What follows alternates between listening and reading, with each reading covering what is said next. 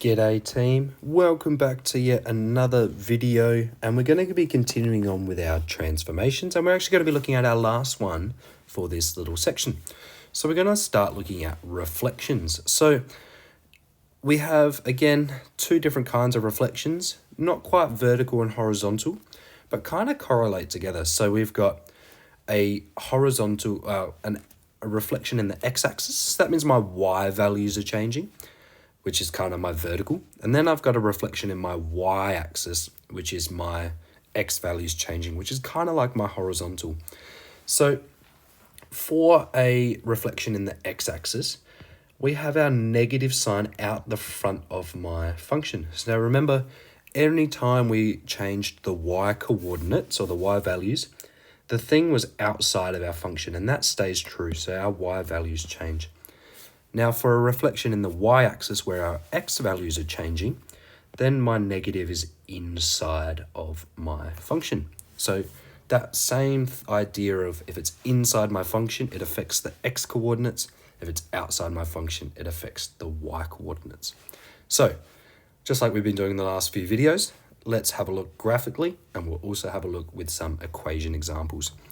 So I have the same graph plotted twice, and I'm going to graph negative f of x on this one, and I'm going to graph negative f of negative x on this one here.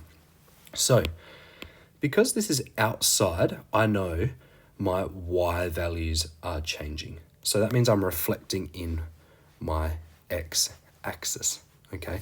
So that means I'm flipping my y values. So that means all of my y values swap signs. So this y value for this point is positive 2. So that actually becomes negative 2, which is here. This one stays at 0.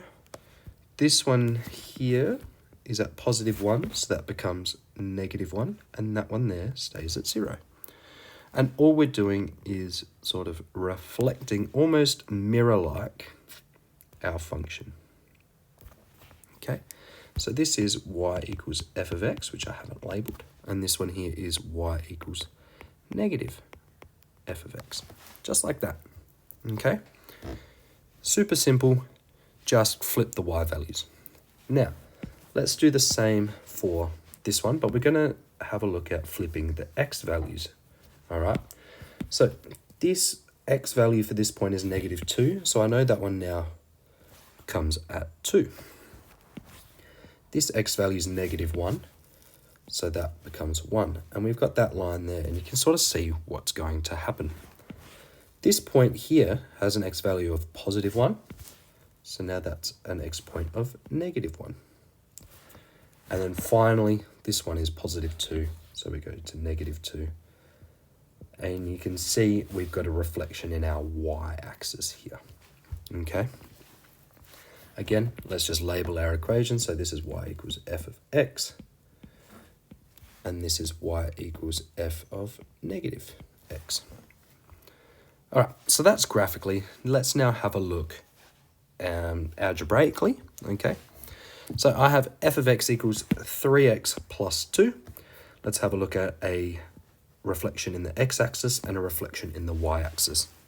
So negative f of x is just negative 3x plus 2. So make sure you put brackets in because everything has to hit with the negative. So this is equal to negative 3x take 2. And now this is the one where we put it inside our x. So because this has become negative x, this x has to become negative x also. So we've got 3 times by negative x plus 2, which is equal to negative 3x plus 2. Okay, and you can see how they differ. Okay, hopefully that helps. That is our final transformation. All right, you're probably going to start getting questions where all three are combined, so really make sure you're identifying what ones you have. I'll see you in the next video.